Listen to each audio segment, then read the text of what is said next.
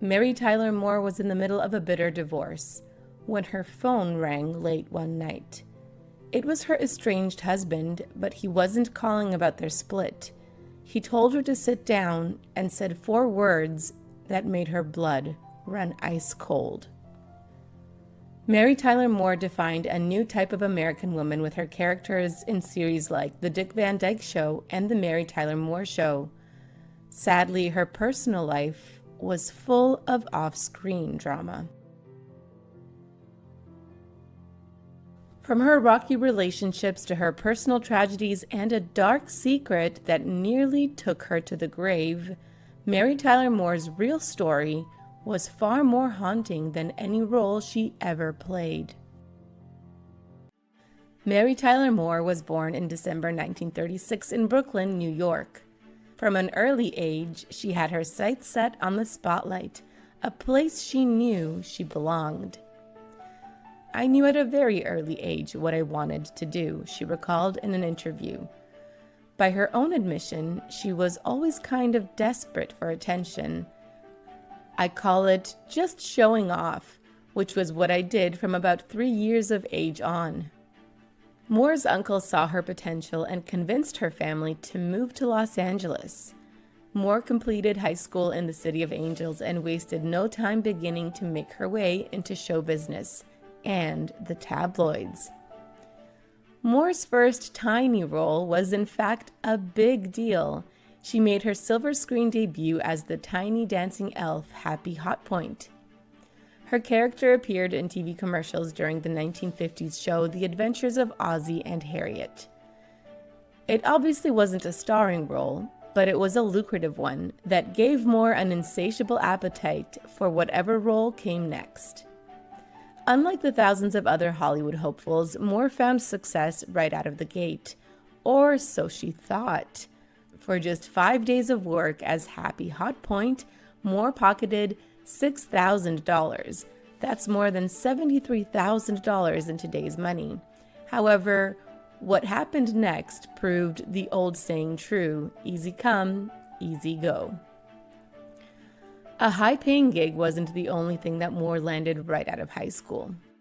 At just 18 years old, she got herself another coveted prize, a husband.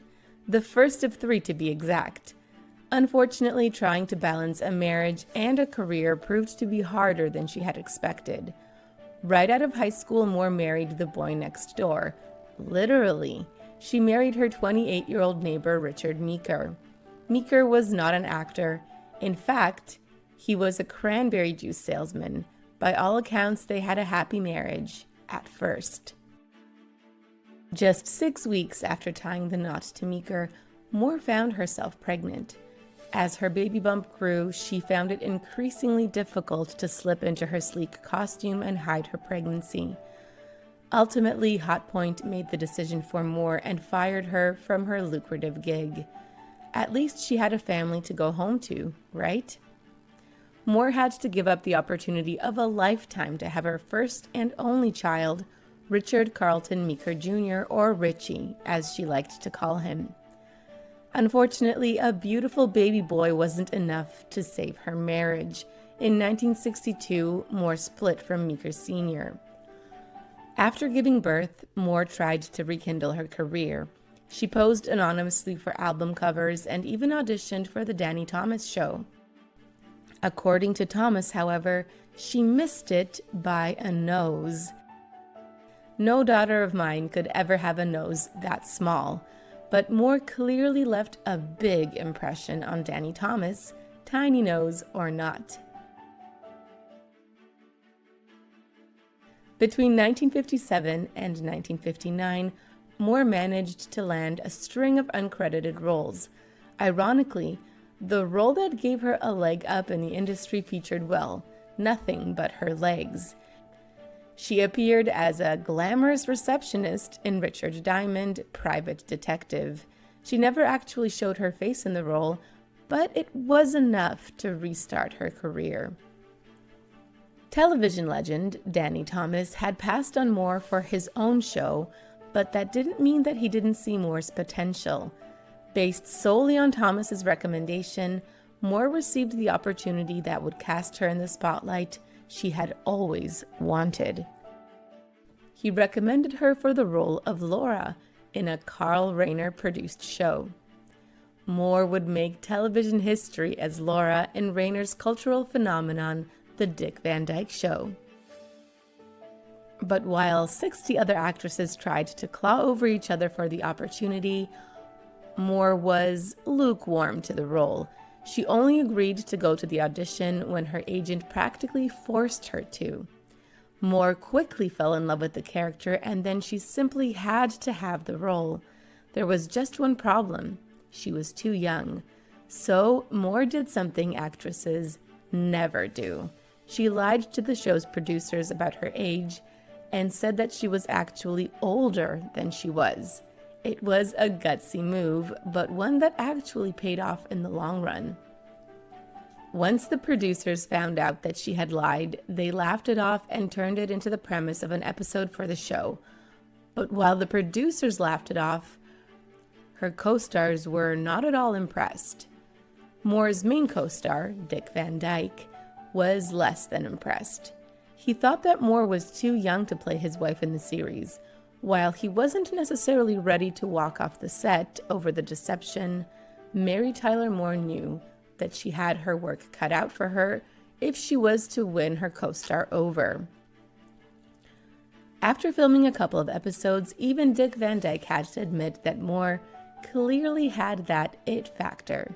In fact, Moore so impressed the Dick Van Dyke Show creator Carl Reiner with her unexpected comedic talents that he wanted to feature her more prominently. Her spotlight-stealing talents, however, didn't make all of her co-stars happy. Reiner had originally planned to feature another female character on the Dick Van Dyke Show more prominently. He had intended Rosemarie's character Sally Rogers to be the female lead, but Moore, with her 1,000-watt smile and unexpected comedic chops, stole the show. However, Marie was not so keen to share the spotlight. Moore always did her best to get along with her co-stars, but she couldn't help it if they were jealous of her spotlight-worthy talents. While Moore and Rosemarie never came to blows on set of the Dick Van Dyke Show, they maintained a frosty working relationship. In all fairness to Moore, she was hiding a dark secret. Moore's real-life divorce from Richard Meeker had consequences for her on-screen character in the Dick Van Dyke Show, Laura. After Moore finalized her divorce from Meeker, the show's writers changed her character's surname from Meeker to Meehan. It wouldn't be the last time that the lines between Moore's on-screen and off-screen lives blurred. Without ever really intending to, Moore became a trendsetter and a role model for young American women. Her character appeared on the Dick Van Dyke Show in capri pants instead of a dress, as all other housewives in television. The capri pants controversy sparked some behind-the-scenes tension between Mary Tyler Moore, the show's producers, and its sponsors. While Moore appreciated the look and felt it reflected the style of a modern housewife, the sponsors were hesitant. They worried that the outfit might come across as too bold or unconventional for television standards. Moore had more than her fair share of Hollywood romances, but there was one man who, despite his best efforts, just couldn't stop thinking about her in those capri pants. According to Moore, she was the only leading lady to play opposite the legendary and swoon-worthy Elvis Presley that didn't succumb to his charms. They starred together in 1969's Change of Habit. Even after his original misgivings about Moore, Dick Van Dyke came to like the actress. Maybe even more than audiences knew. Moore and Van Dyke played a married couple so convincingly on screen that audiences thought they were actually married in real life. Shockingly, the audience wasn't totally wrong. One of the reasons for Moore's divorce from Meeker might have been that she was harboring feelings for another man. Moore confessed that she did at first have a crush on Dick Van Dyke, but they became close in another way. Van Dyke likened their relationship to that of siblings, but Moore did find love through the Dick Van Dyke Show. Moore met her eventual second husband, Grant Tinker, while working on the Dick Van Dyke Show. Much like Moore, he had only recently gotten out of a less than spectacular marriage. Unlike Moore, however, he was ready to get hitched again right away. Moore barely had time to mend her broken heart after her marriage to Meeker ended.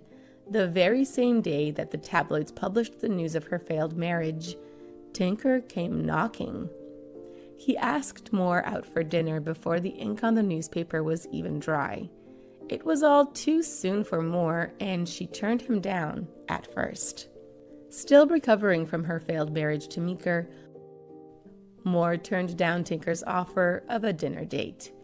But according to Moore, Tinker was very persistent. He simply wouldn't take no for an answer. After she turned him down, he told her, "A friend of mine just gave me his house in Palm Springs. Would you like to go there for the weekend?" Shocked, but flattered, Moore shot back, "No, you don't get it, do you?" Actually, he understood the assignment. He understood it very well. Moore had no idea just how persistent Tinker really was, or how devious.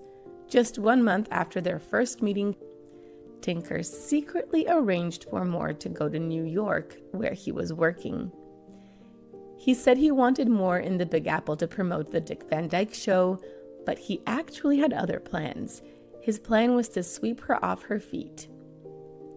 Years later, Moore recalled the feeling that Tinker gave her on that trip to New York. She gushed that their love felt very, very special.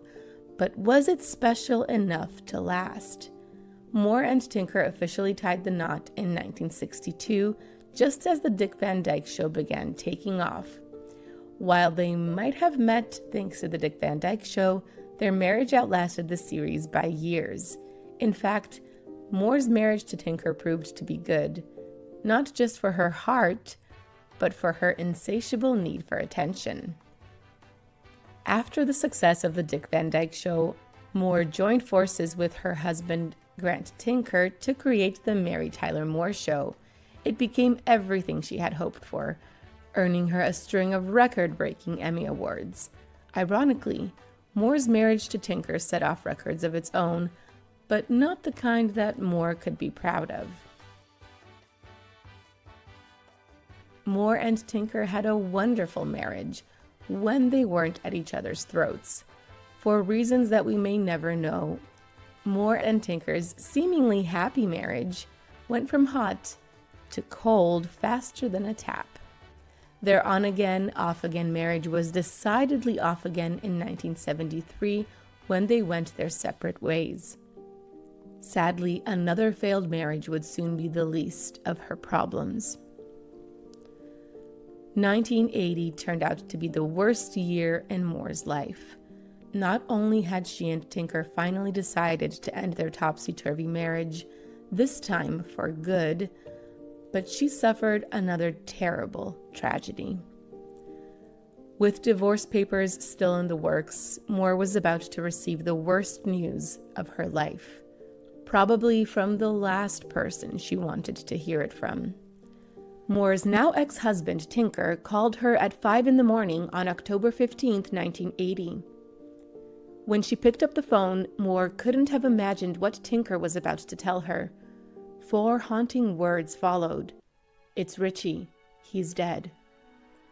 And that's how she learned her beloved son, Richie, passed away in a tragic and accidental shooting while handling a firearm. The loss was devastating for Moore.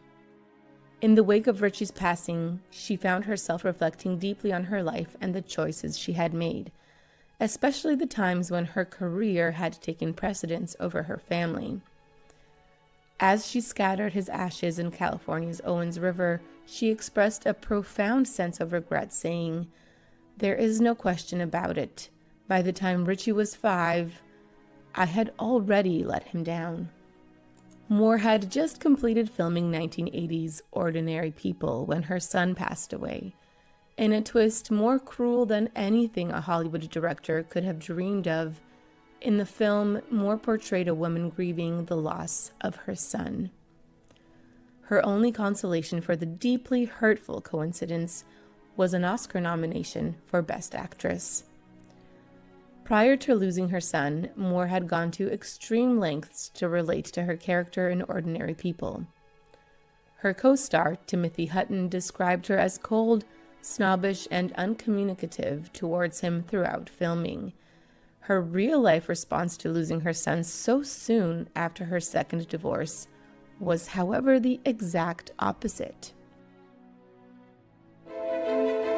For exclusive perks like early access to new videos, priority replies to your comments, and to have your say on future content, consider becoming a Factinate member.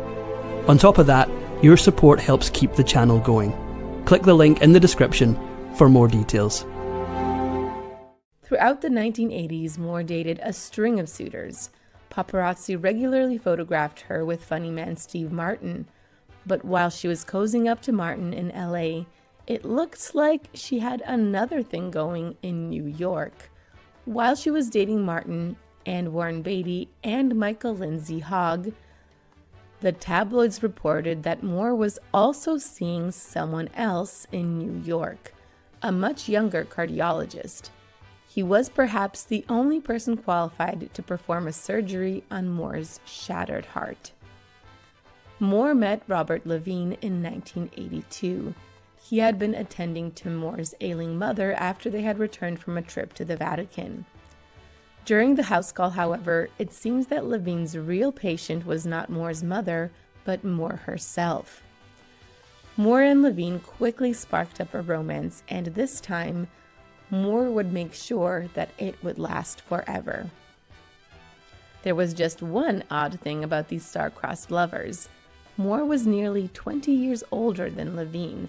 Nevertheless, that didn't stop them from tying the knot in November of 1983. In fact, Levine made Moore feel young again.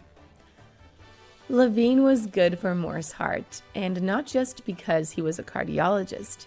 After years of navigating the highs and lows of show business, Moore's physical and emotional health had taken a toll.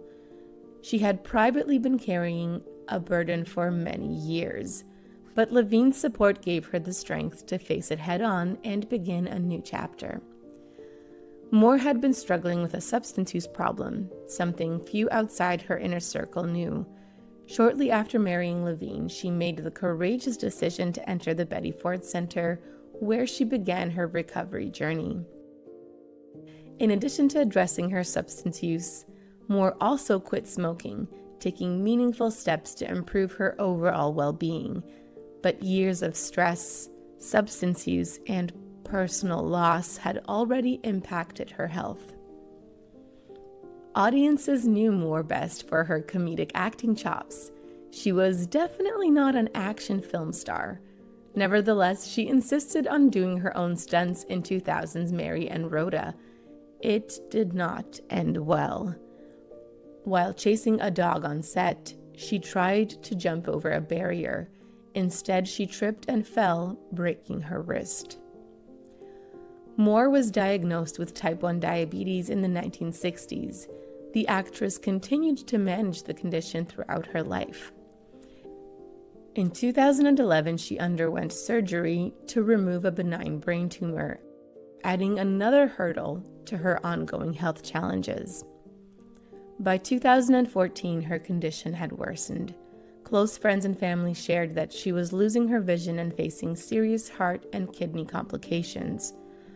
On January 25, 2017, at the age of 80, Mary Tyler Moore passed away, leaving behind a legacy marked by resilience, trailblazing work, and a quiet strength in the face of adversity.